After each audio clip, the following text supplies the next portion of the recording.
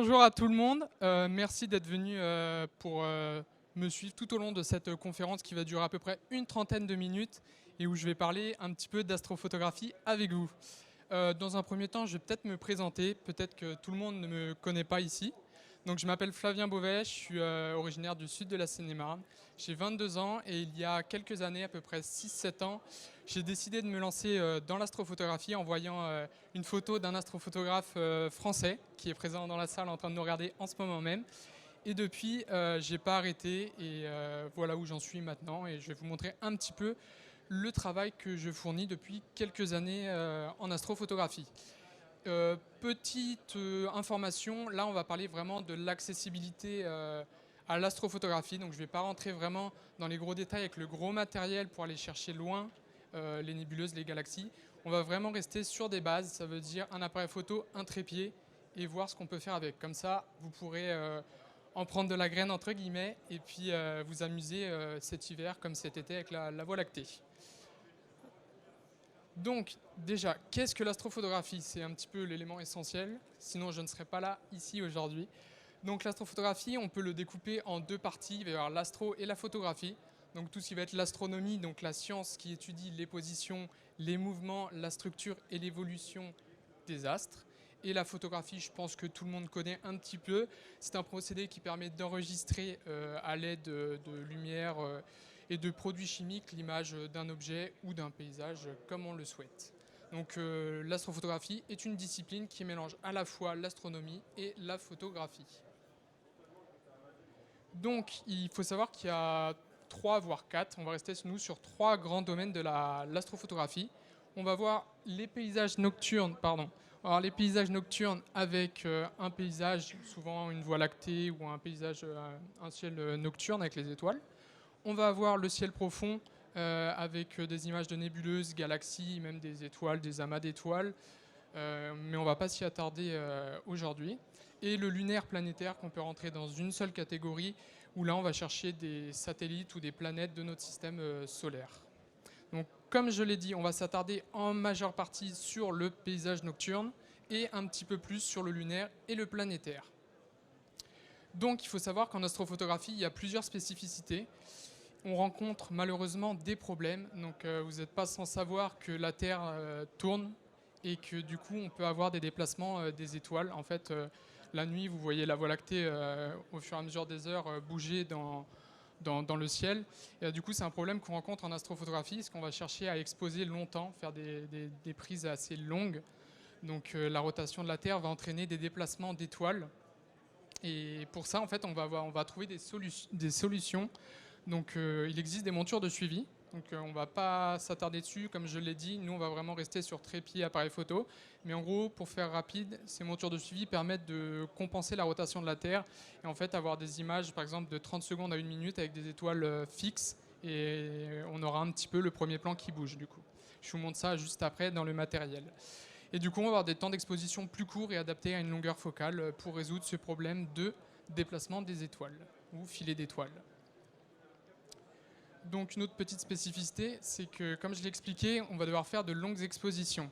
Donc ces longues expositions vont permettre de récupérer beaucoup plus de détails, de lumière, de couleurs, et réduire en fait tout ce qui va être le bruit numérique, donc avec le bruit chromatique. Donc c'est un espèce de grain qu'on va obtenir sur nos images, qui n'est pas très appréciable pour les photographes amateurs comme professionnels. Donc on va faire de longues expositions qui se combinent à de l'empilement pour faire ressortir beaucoup plus de détails. Donc là, par exemple, on a la nébuleuse d'Orion. Donc on a une seule prise de 40 secondes. Et en fait, quand on en prend 270, grâce à des logiciels, on va pouvoir empiler et on peut récupérer en fait beaucoup de lumière et faire apparaître correctement toute la nébuleuse d'Orion. Et on arrive à, par exemple, 3 heures de pause en ayant ce résultat. L'autre spécificité, comme j'expliquais, c'est que vu qu'on va faire de l'empilement ou du stacking, on va récupérer, comme avant, plus de détails, plus de couleurs, et on va réduire le bruit numérique avec un petit peu de bruit chromatique.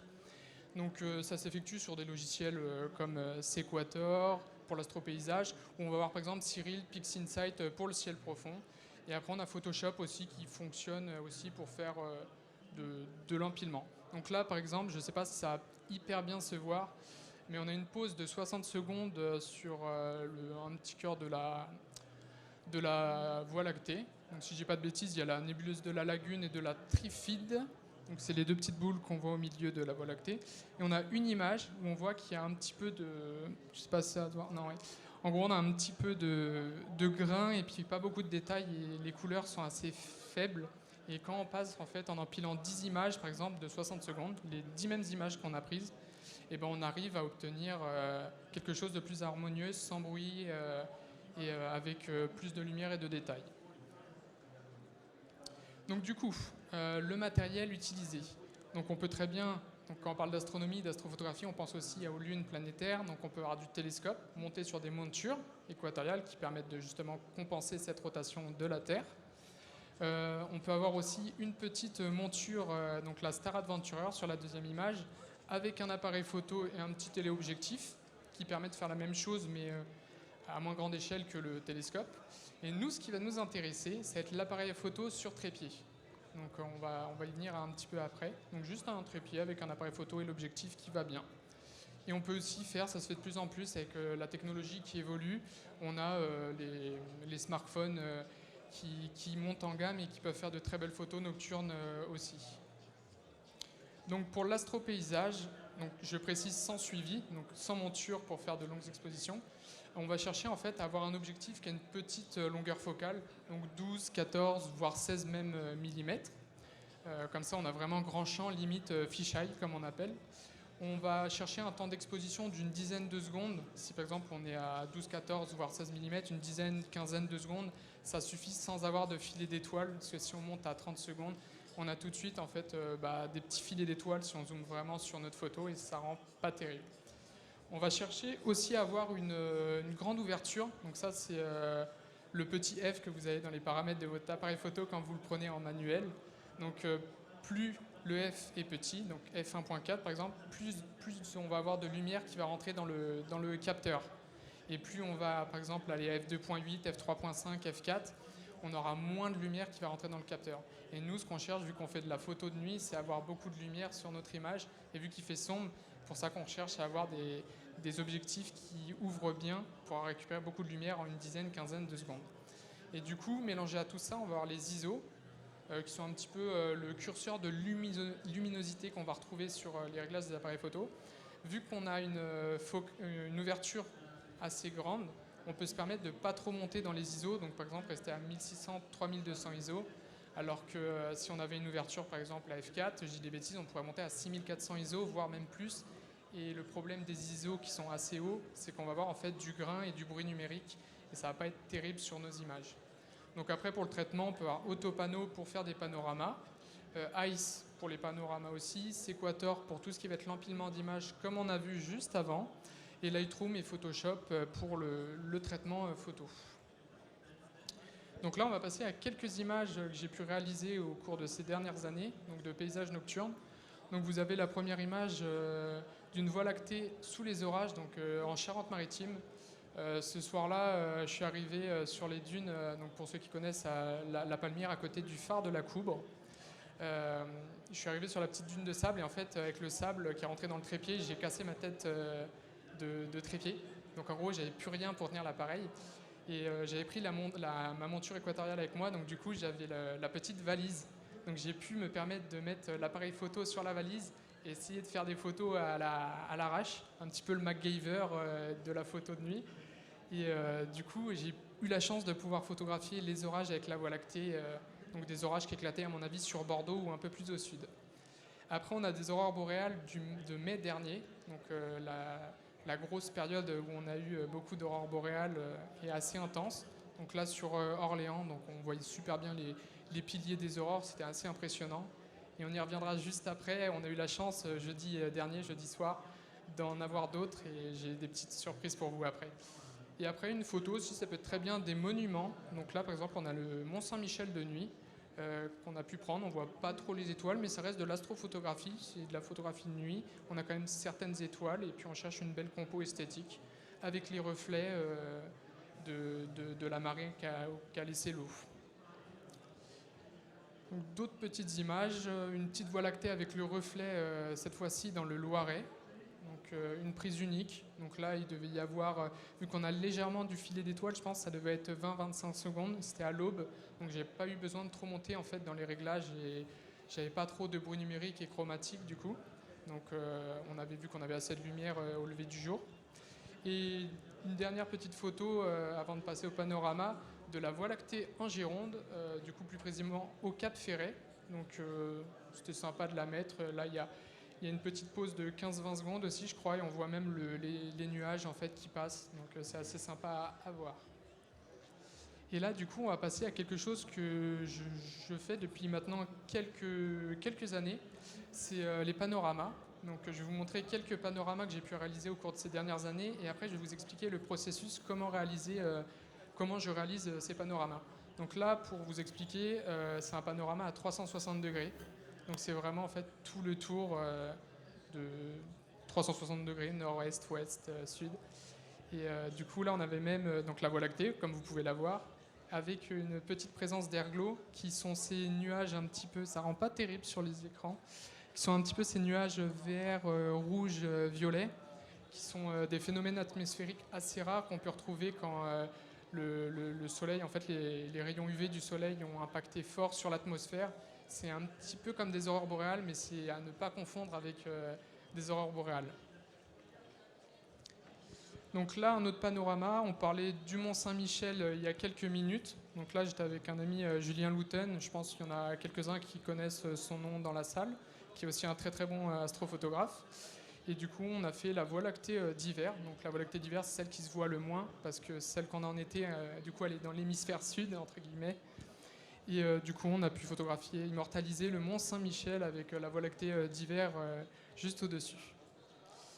Là, du coup, c'était en mai dernier. On a eu les aurores boréales assez puissantes. J'étais du côté de Orléans, un petit peu plus au nord d'Orléans. Et avec un photographe, on s'est retrouvés et on a pu immortaliser ce phénomène assez incroyable. À l'œil nu, on voyait très très bien les aurores. C'était assez impressionnant, comme jeudi dernier. Et on a pu sortir de belles images. Donc là, si vous regardez de chaque côté, en fait, des aurores, on a des petites... Oh, pardon. On a des petites taches vertes et en fait ce sont des aurores à protons, donc c'est des phénomènes assez rares qu'on ne retrouve pas tout le temps. Donc c'était sympa de les avoir sur cette image. Et du coup, petite surprise, j'ai eu le temps de l'intégrer à la présentation jeudi soir avec un astrophotographe. On a été photographier les aurores boréales du côté de l'île de Ré. Donc on était un petit peu embêté par les nuages, comme on peut le voir au fond, mais on a réussi quand même à faire de beaux panoramas. Donc voilà. Donc maintenant, je vais passer à la technique du panorama. Ce que vous dites, c'est bien beau, mais comment on fait donc là, par exemple, pour cette image du Mont Saint-Michel avec la Voie lactée d'hiver, c'était un panorama de 40 images de 13 secondes que j'ai réalisé. Et il faut s'imaginer qu'on est sur le terrain, quadriller en fait le ciel et tout le paysage d'une façon. Donc souvent, ce que je fais, c'est que je monte de 5 niveaux en verticalité et puis après l'horizontalité, ça se fait au fur et à mesure. Donc par exemple, je commence, imaginons, je me mets en A1, donc je fais ma photo, je vise le bas comment ça s'appelle, du sable, de la baie. Je fais une photo, après je monte en A2, je fais une autre photo de 13 secondes, A3, je fais une autre photo et ainsi de suite, et je fais colonne par colonne. Et après, grâce à des logiciels donc, comme Autopano, Ice Compositor, on met les 40 images sur le logiciel et il va réussir à nous les assembler, en fait, prendre une étoile d'une photo, pouvoir la combiner avec l'autre photo, retrouver des cohérences. Et du coup, on arrive à récupérer des beaux panoramas. Donc je trouve ça assez impressionnant. Il n'y a pas besoin de prendre le gros matériel, d'aller prendre la monture, surtout sur des conditions comme ça où il y a eu la marée. Donc on a les pieds dans la vase. C'est pas évident. Déjà, les trépieds étaient dans de sales états. Donc tout se trimballer le matériel, ça aurait été un petit peu compliqué. Donc voilà. Là, je vais vous parler aussi de 5 autres astrophotographes avec qui j'ai comme projet de partir cet été au Chili pour faire des photos de la Voie lactée dans le désert d'Atacama où il y aura vraiment zéro pollution lumineuse. Donc on la voit très très bien à l'œil nu. Et le but, en fait, c'est de revenir en France, de faire une exposition où un petit peu de communication pour montrer qu'en fait la pollution lumineuse, elle impacte énormément sur la qualité du ciel nocturne. Par exemple, si on est à Paris en ce moment, on voit 3-4 étoiles qui se battent en duel dans le ciel. S'il fait beau, bien évidemment, pas comme en ce moment. Donc voilà, donc je vais vous présenter 5 photos qui ont été faites sans suivi par ces 5 collègues avec qui je pars du coup au Chili cet été. Donc là, on avait les Steve Rusty, les aurores boréales de mai dernier, qu'il a pu photographier avec un observatoire juste devant. Donc c'était assez impressionnant. Et lui, il était, si je dis pas de bêtises, à côté de la Suisse, donc dans de basses latitudes. Donc c'est assez impressionnant de voir ça quand même. Après, on a la photo de Martin Lefranc qui a fait un panorama, comme je vous ai montré avant. C'est le même principe. Et lui, il s'est rendu dans une petite ville un peu typique, pittoresque, et il a pu photographier la Voie lactée avec un petit peu d'airglow qu'on voit passer. Après, on a Maxime Deschamps-Berger qui est présent dans la salle aujourd'hui et qui nous a sorti une belle image sans suivi non plus du bulbe galactique avec un beau petit paysage devant. Après, on a Julien Louten aussi qui est très très doué en panorama. Qui a sorti une belle Voie lactée avec toutes les nébulosités et tout ce qu'on voit autour, avec un beau reflet sur un petit coin d'eau. Donc ça, si je ne dis pas de bêtises, c'était dans le Quercy, donc une qualité de ciel assez impressionnante aussi.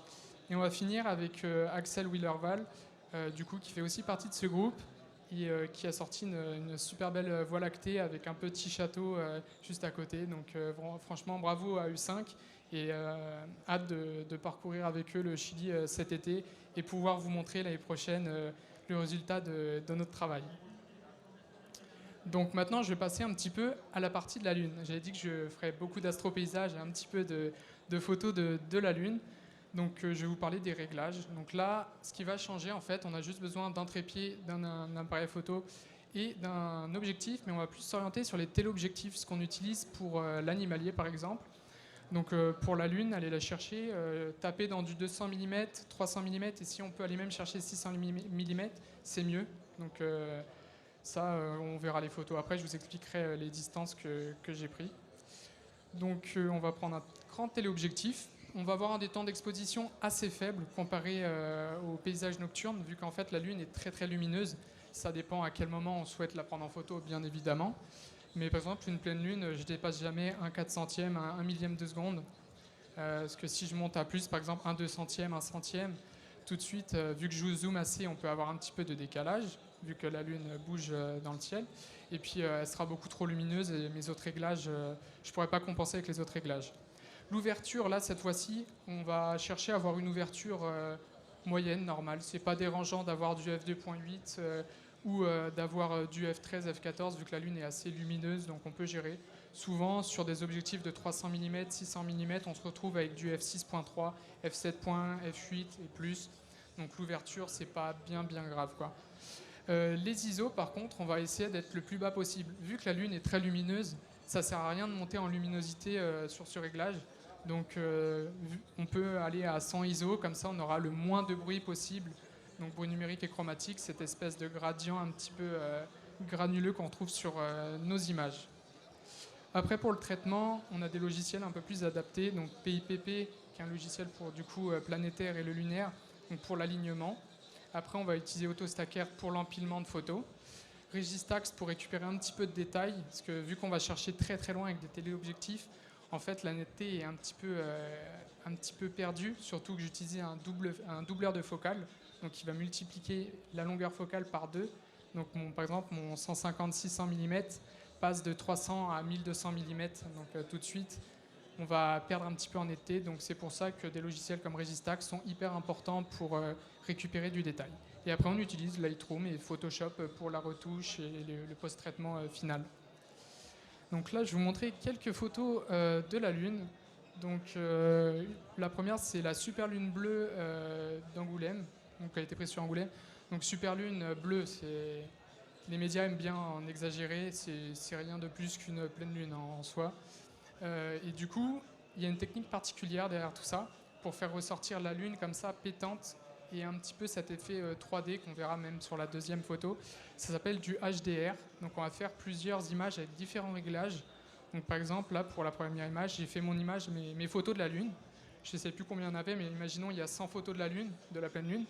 J'ai fait de l'empilement, du traitement derrière. Hop. Et après, en fait, ce que je vais faire aussi sur le terrain, c'est que je vais chercher à cramer la Lune, avoir quelque chose de pétant pour faire apparaître les nuages et ce halo lunaire que je cherche à obtenir pour avoir cet effet un petit peu plus pétant.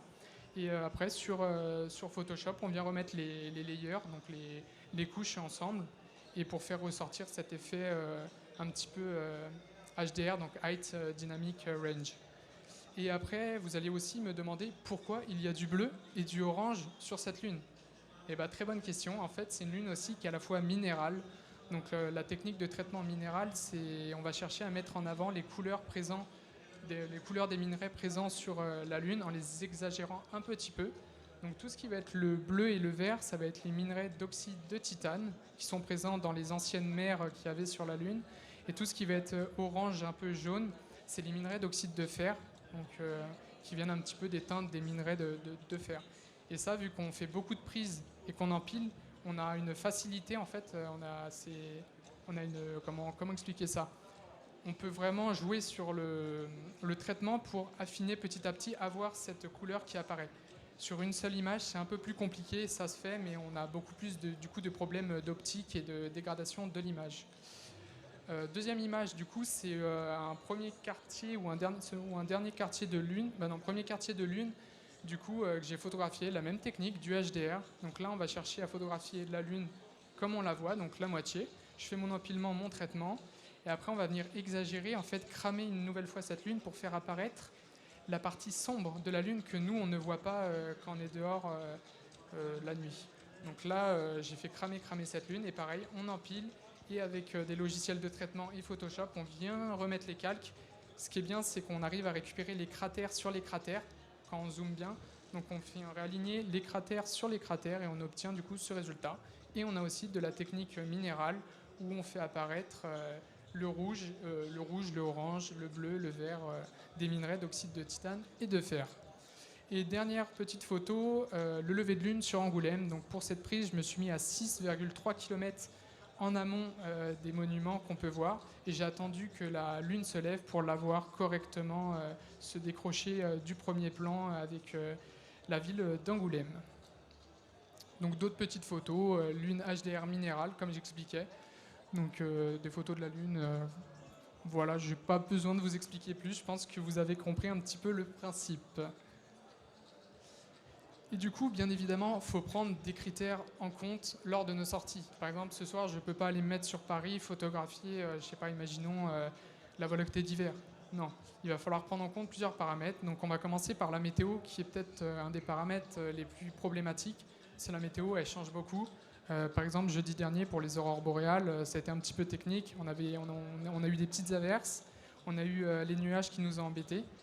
Mais du coup, si on arrive bien à gérer tout ça, on peut se débrouiller pour avoir une météo plutôt correcte. Donc j'utilise trois sites internet qui sont très bien, donc Ventusky, Météo Ciel et Clear Outside pour avoir une météo précise, entre guillemets, parce que c'est compliqué de prévoir la météo à l'heure actuelle. On va aussi avoir un des problèmes les plus importants en astrophotographie, c'est la pollution lumineuse. Là, par exemple, à Paris, je n'ai pas besoin de vous faire de schéma. On a beaucoup de pollution lumineuse, même si après tout éteint, on a les résidus de pollution lumineuse. Donc, en fait, la pollution lumineuse, ça va être le niveau de luminosité du ciel nocturne, donc qui se mesure sur une échelle de 9 niveaux, qu'on appelle des Bortle.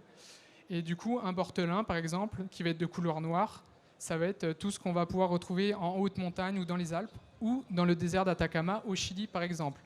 Donc là, on peut faire des photos et on voit en fait la Voie lactée à l'œil nu. Ça se voit tout seul, c'est assez incroyable. Donc ce ciel, c'est nous ce qu'on recherche à avoir le plus. Donc s'éloigner des grandes villes et de la pollution lumineuse. Et à contrario, on va avoir le Bortle 9 qui est de couleur blanche. Donc là, je me suis mis sur le centre de Bordeaux, mais on peut très bien se mettre sur le centre de Paris, où on voit qu'en fait, on a beaucoup de pollution lumineuse. Et du coup, ça représente le ciel urbain qui est un petit peu opaque aussi. Et on voit très peu d'étoiles. Autre critère, ça va être aussi le cycle lunaire. Si je fais une photo pendant la pleine lune de la Voie lactée et que je fais une photo à la nouvelle lune de la Voie lactée, ça va pas être du tout le même résultat. Je vais vous montrer une petite différence juste après. Donc je me suis toujours dit qu'en fait, en dessous de 15% de luminosité de la Lune, c'était vraiment intéressant de partir photographier ce qu'on cherchait à photographier. Donc là, à savoir la Voie lactée, nébuleuse, galaxie ou autre. Et du coup, j'utilise un petit site qui s'appelle Calendrier 365, qui montre un petit peu l'évolution du cycle lunaire sur tout le mois. Donc voilà, par exemple, un petit exemple. Donc là, on a une photo tout en haut à gauche de la Voie lactée que j'ai pris avec une nuit où la Lune était à peu près à 70% de luminosité.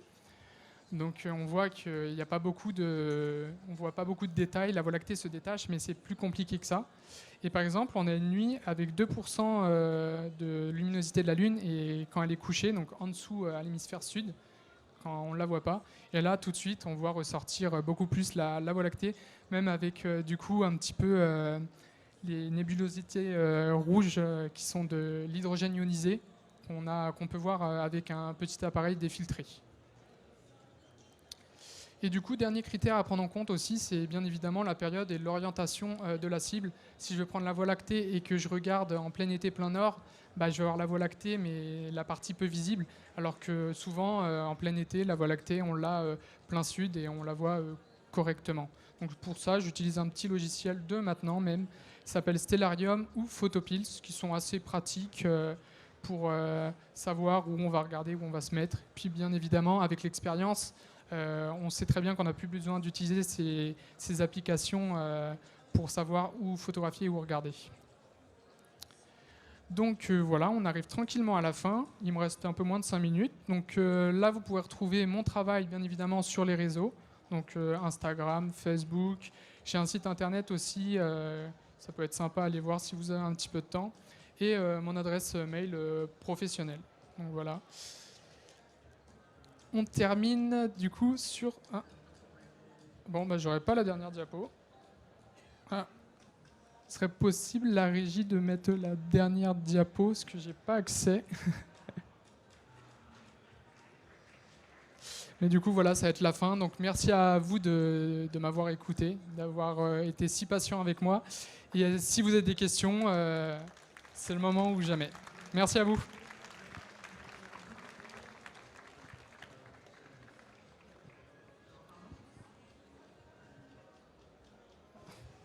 Non, je sais même pas en fait. Allô, ouais.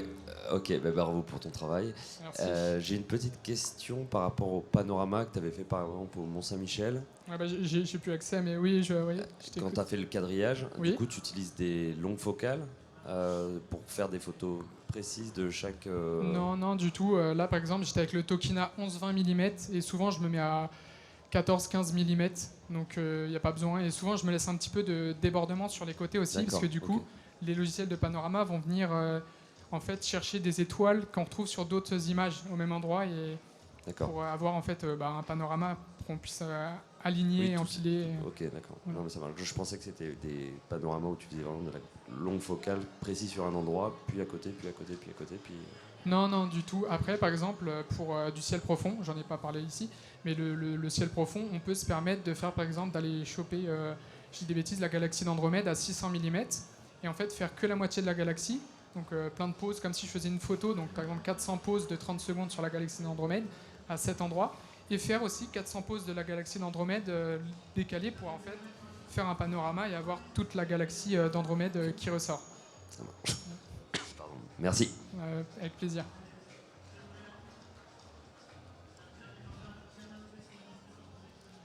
Pas d'autres questions?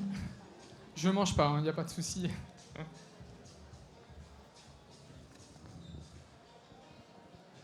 Dans un panorama comme ça, comment est-ce qu'on fait pour trouver la bonne distance en XY à chaque fois pour se caler Pour se caler, par exemple, si je me mets plus ou moins proche aussi d'un monument ou Non, mais pour trouver à chaque fois la bonne case. Ah non, mais ça, en fait, ça c'est pas une règle précise du tout. En fait, on imagine. Donc en fait, là j'ai quadrillé, c'est dans l'idéal. Et bien évidemment, souvent ça me prend des photos et notre photo, ça la mange plus que l'autre. Donc en fait, c'est vraiment à l'œil nu en fait. C'est à l'œil nu. Ouais, okay. Voilà, je sais qu'à 14 mm par exemple, je fais souvent 5 de hauteur pour la colonne. Et après, advienne que pourra, pour le tour, des fois j'ai des panoramas, je peux avoir 100, 120 images. parce que j'ai pris en fait 50% de décalement. Et là, par exemple, là, c'était 100% de décalement. Ça n'arrive jamais, mais c'était pour vous expliquer en global. Mais par exemple, 50% de décalement. Donc en gros, je prends une photo et la moitié de la photo sera sur l'autre photo d'à côté. Bah là, je peux arriver à 100, 120 images. Et là, par exemple, là, je ne devais pas avoir trop de décalement pour avoir un panorama à 40 images. Puis j'avais pas un panorama à 360 degrés aussi. Donc Ok, voilà, merci. pas de souci.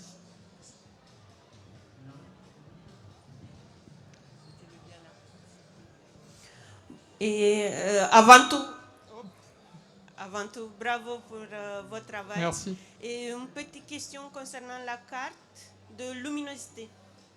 Là, vous m'avez dit La carte de luminosité, vous utilisez quoi comme information? la pollution lumineuse. Oui, c'est Oui. ça. En gros, je sais pas si...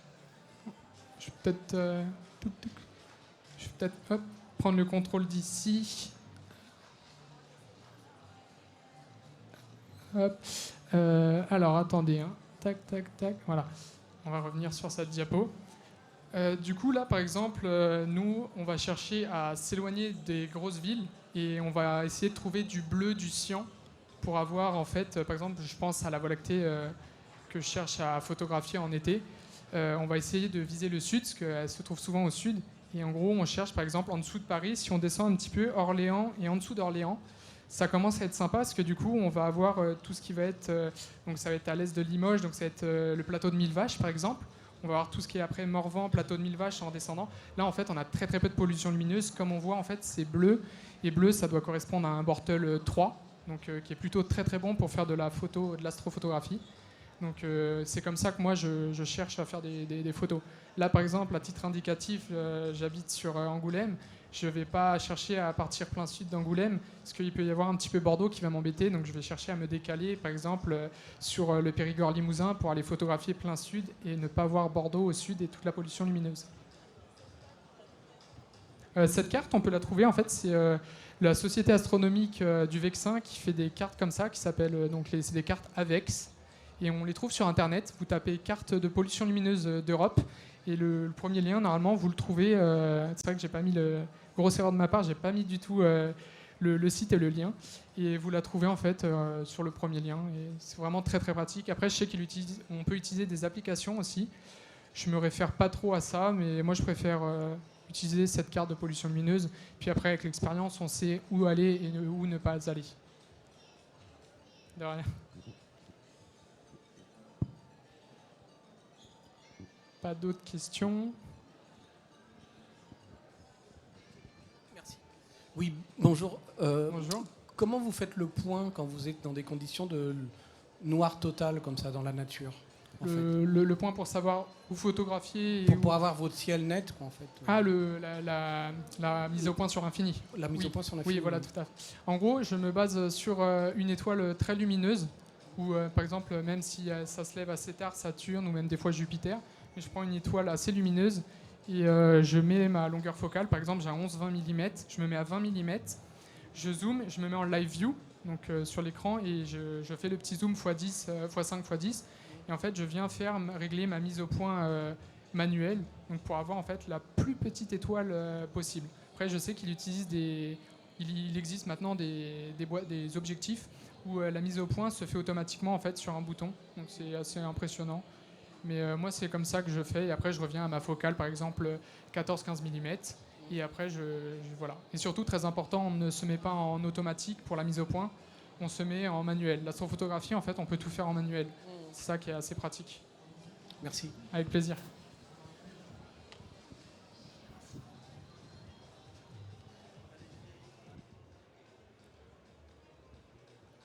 Bah, si c'est tout bon, merci à vous d'être restés jusque-là. Et voilà. Bonne journée à tous et bon salon.